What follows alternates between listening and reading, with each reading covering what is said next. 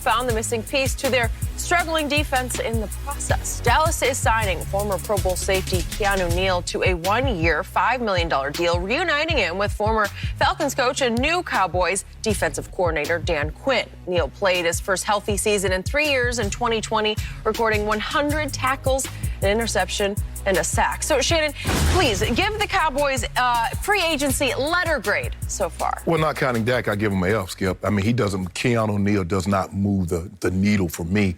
He's a safety that can't cover, so that's why they got rid of him in Atlanta. And he's coming off major injury, ACL, Achilles injury. They brought him in to be Cam Chancellor, but he doesn't have Cam Chancellor's instincts. So that makes him useless. I think they're going to that rendered him playing in the secondary very, very hard. I think they're going to probably try to move him to weak side linebacker, Skip, because he is physical, but he's a little undersized. And so it's going to be a lot different, Skip. It's shedding a tight end, shedding a wide receiver is one thing. Trying to shed a guard, a 310-pound guard, a 320-pound tackle, that's something entirely different. So we're going to see how well he played in a confined area. We know he likes to play in the box, but normally you're weeding your way through wide receivers.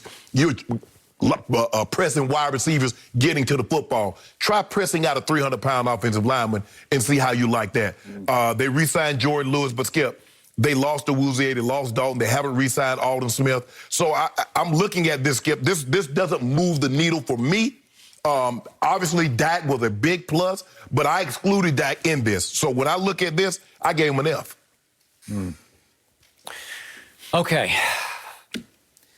I almost went F. I'm going to go D. And glass half full, I'm going to call it disappointing, but glass half empty, I'm going to call it disastrous. Because did you include Dak or you? Yeah, no, this is post-Dak. Okay. I mean, obviously, because I hark back to Jerry Jones sitting next to Dak Prescott as they had their kiss and make up press conference announcing his signing.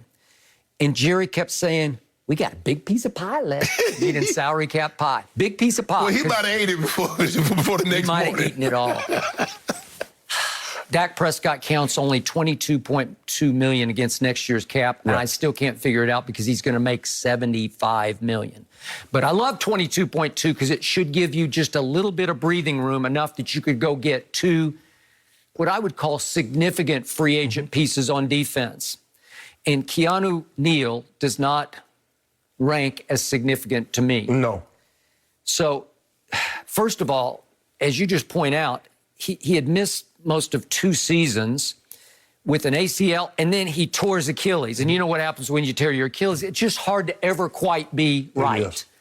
And now they are reportedly bringing in a safety that I loved coming out in the draft out of The Ohio State University, Malik Hooker. He was the 15th overall pick. And by the way, Keanu Neal was the 17th overall pick in 2017, but Malik in 2017, 15th overall. He's also coming off an Achilles tear. They're also bringing in that DeMonte Kazee, also from Atlanta, coached by Dan Quinn. And he is also coming off an Achilles tear. Both of those Malik and Kazee tore their Achilles early last season. Correct. So what am I supposed to make of this? I got 3 Achilles tear victims, I guess they're going to rehab together. They're going to rehab together? What are we doing? Dallas had a great rehabilitation center. We're the Achilles squad, right? What are we doing? And then I tried to get excited about Keanu Neal, in part because you mistakenly called him Keanu. Yeah, you went John Wick, right? Yeah. Okay, if he were John Wick, I would be jumping through hoops for this because he'd be indestructible. Because Keanu, John Wick, never tore his Achilles tendon because he's impervious to bullets. He's never even been really, he never even gets shot. Or when he was in the Matrix, they couldn't even hit him with bullets. That's a good one. That's true. Okay, then it dawned on me late last night as I looked at this, wait a second. The Atlanta Falcons last year allowed the most passing yards in all of pro football. And he started at safety for the Atlanta Falcons. Yeah.